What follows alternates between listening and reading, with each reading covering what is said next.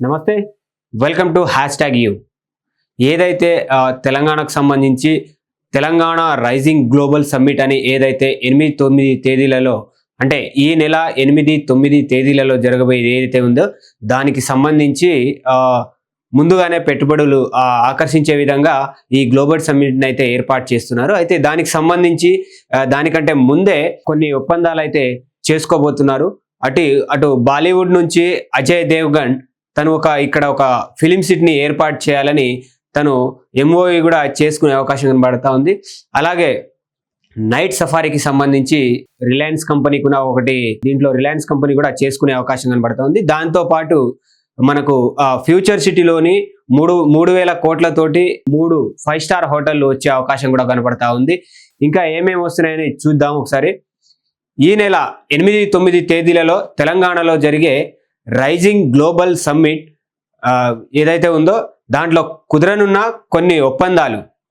రాష్ట్రంలోని Vantara night safari ఏర్పాటుకు ముందుకొచ్చిన రిలయన్స్ కంపెనీ, ఫ్యూచర్ సిటీలోని 3,000 కోట్లతో 3 స్టార్ హోటళ్ల నిర్మాణం చేయనున్నారు.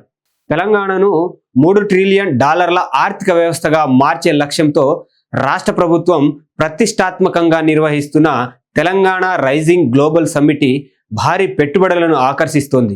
ఇందులో భాగంగా ప్రముఖ బాలీవుడ్ నటుడు అజయ్ దేవ్గన్ హైదరాబాద్ శివార్లోని భారత్ ఫ్యూచర్ సిటీలో ప్రపంచ స్థాయి ఫిలిం సిటీని ఏర్పాటు చేసేందుకు ఆయన ముందుకొచ్చారు.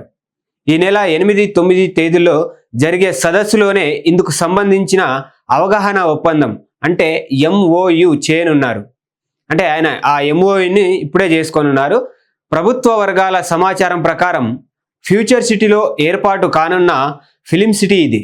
అయితే ఇప్పటికే మరో బాలీవుడ్ నటుడు సల్మాన్ ఖాన్ కూడా ప్రభుత్వం ఇక్కడ భూమి కేటాయించింది. అంటే గతంలోనే సల్మాన్ ఖాన్ ఎవరైతే ఉన్నారో గతంలోనే ఆయనకు కూడా ఇక్కడ ప్రభుత్వం కొంత భూమిని అయితే కేటాయించింది. అయితే వినోదం పర్యాటక రంగంలో పెట్టుబడులను ఆకర్షించడమే లక్ష్యంగా ఈ సదస్సును నిర్వహిస్తున్నట్టుగా తెలంగాణ ప్రభుత్వం చెప్తా ఉంది. అయితే ఈ సదస్సుకు సంబంధించి మరిన్ని భారీ పెట్టుబడులు ఒప్పందాలు జరిగే అవకాశం ఉన్నట్టుగా ఇక్కడ తెలుస్తా ఉంది.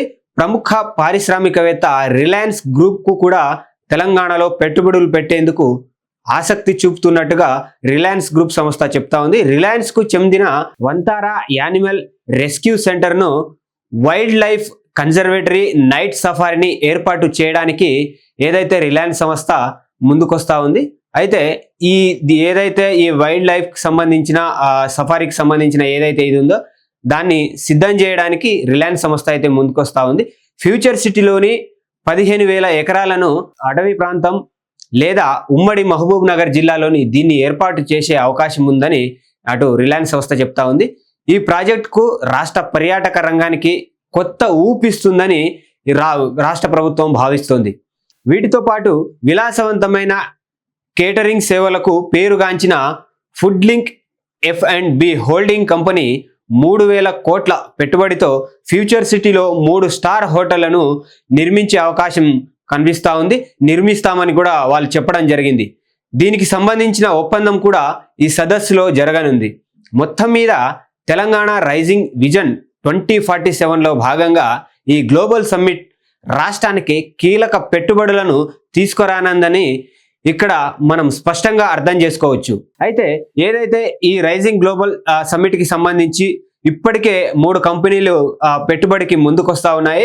సో ఇంకా ఈ ఏదైతే 8-9 తేదీలలో ఈ జరగబోయే ఏదైతే సమ్మిట్ ఏదైతే ఉందో దానికి సంబంధించి ఇంకా ఎక్కువగా ప్రపంచవ్యాప్తంగా ఏవైతే పెట్టుబడిదారులు ఉన్నారో వాళ్ళను ఎక్కువ ఆకర్షించే అవకాశం ఉంది. ఎందుకంటే దీనికి సంబంధించి ప్రపంచవ్యాప్తంగా పెట్టుబడిదారులతో పాటు భారతదేశ ప్రధానితో పాటు ఇటు కాంగ్రెస్ ప్రభుత్వానికి సంబంధించి ఇటు రాహుల్ గాంధీ అలాగే కొంతమంది శాస్త్రవేత్తలు ఇటు ఫార్మాసిటికల్కి సంబంధించింది ఇలా పర్యాటకకు సంబంధించింది టూరిజం డిపార్ట్మెంట్ కావచ్చు ఇలా రకరకాల డిపార్ట్మెంట్లకు సంబంధించి ఒక రకంగా తెలంగాణను గ్లోబల్ సిటీగా తయారు చేయడానికి పెట్టిన ఈ గ్లోబల్ సమ్మిట్లో చాలా వరకు పెట్టుబడుదారులను ఆకర్షించడానికి ఈ సమ్మిట్ పెడతా ఉన్నారు.